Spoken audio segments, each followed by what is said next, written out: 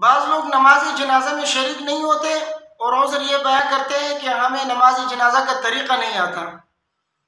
देखिए, नमाज जनाजा इसका पढ़ना बहुत आसान है।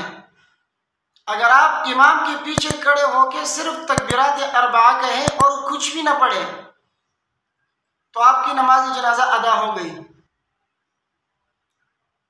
क्योंकि नमाज जनाजे के अंदर जो कुछ पढ़ी जाती है, जो दुआएं पढ़ी जाती हैं और सना दुरूद वगैरह, ये सारे जो है मसनून है इसका पढ़ना, ये कोई फ़र्ज़ नहीं है।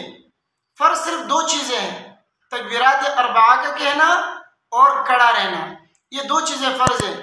अगर आपको वो दुआएं ना आती हो तो सिर्फ इमाम के पीछे खड़े होकर तकबीरात कहते रहे, आपकी नमाज जनाजा अदा हो गई। अलबत्ता मसनून तरीक़े से अगर आप नमाज जनाजा अदा करेंगे तो इससे आपको मसनून तरीक़े से पढ़ने का अजर मिलेगा। वो मसनून तरीक़ा ये है कि इमाम के इब्तिदा में आप खड़े होकर नियत करें और इमाम जब पहली तकबीर कहें आप भी तकबीर कहकर दोनों हाथ उठाएं और नाक के नीचे बांध लें। फिर नमाज में जो सना पढ़ी जाती है, सुब्हानक अल्लाहुम्मा व बिहम्दिका व तबारक अस्मुका व तआला जद्दुका व ला इलाहा गैरुक, यही सना यहाँ पर पढ़नी है। बाज़ रिवायतों में व जल्ल सनाउका का इजाफ़ा किया है, अगर आप इसका इजाफ़ा करेंगे तब भी दुरुस्त, अगर ना करें तब भी दुरुस्त। फिर इमाम जब दूसरी तकबीर कहे तो आप भी दूसरी तकबीर कहकर दुरूद इब्राहिमी पढ़ लें, वो दुरूद जो नमाज में पढ़ी जाती है, अल्लाहुम्मा सल्लि अला मुहम्मद व अला आलि मुहम्मद कमा सल्लैता अला इब्राहीम व अला आलि इब्राहीम इन्नका हमीदुम मजीद, अल्लाहुम्मा बारिक अला मुहम्मद व अला आलि मुहम्मद कमा बारकता अला इब्राहीम व अला आलि इब्राहीम इन्नका हमीदुम मजीद, ये दुरूद इब्राहिमी कहलाता है। ये पढ़नी है दूसरी तकबीर कहने के बाद। फिर इमाम जब तीसरी तकबीर कहे तो तीसरी तकबीर के बाद मय्यत के लिए दुआ पढ़नी है।